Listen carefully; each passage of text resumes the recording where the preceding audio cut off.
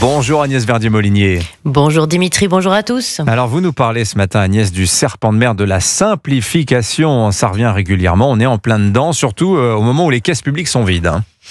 Et oui Dimitri, on ne parle plus que de ça, les normes. Il faut dire qu'il y a de quoi en 2023, on estime que nos 69 codes font au total 32 000 pages. Résultat, normes à l'agriculture, normes sur les collectivités, normes sur l'automobile, les normes partout qui complexifient et étouffent. Et les gouvernements qui se succèdent font des annonces de moratoire de normes et cherchent des idées de simplification tout le temps.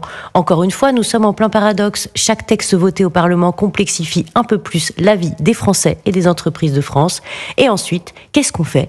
On cherche à simplifier tous azimuts avec des lois qui ne simplifient qu'à la marge. Donc on complexifie, on décomplexifie et on recommence.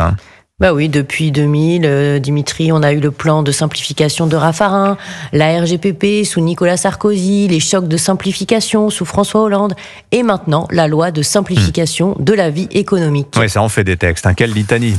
Oui. Où étaient les chantres de la simplification, par exemple, quand le Parlement a voté la loi Climat et Résilience, qui est un monstre bureaucratique qui impose des tas de nouvelles normes.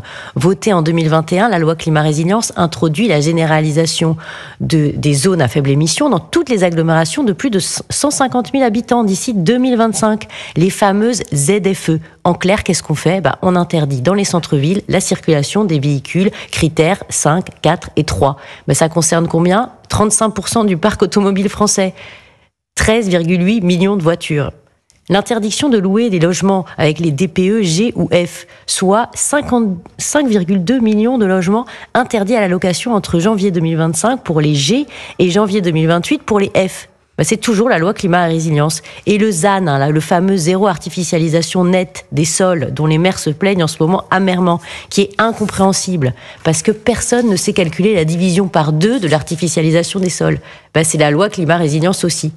Mais en 2021, il n'y avait personne au moment du vote de la loi pour alerter que toutes ces nouvelles normes ne sont pas applicables dans la vraie vie. Alors la vraie seule solution valable, c'est annuler ou suspendre toutes les nouvelles normes votées depuis 2017 et ne réadopter chaque norme que s'il est vraiment prouvé que son effet économique est bénéfique. Et pour cela, un organisme de surveillance du stock et du flux est absolument nécessaire. On n'en a pas en France, les autres pays en ont. Oui, les études d'impact, malheureusement, on les fait toujours après en France. On fait des études d'évaluation. Merci beaucoup Agnès Verdier-Molinier. Merci à vous Dimitri. Signature Europe 1, 7h23.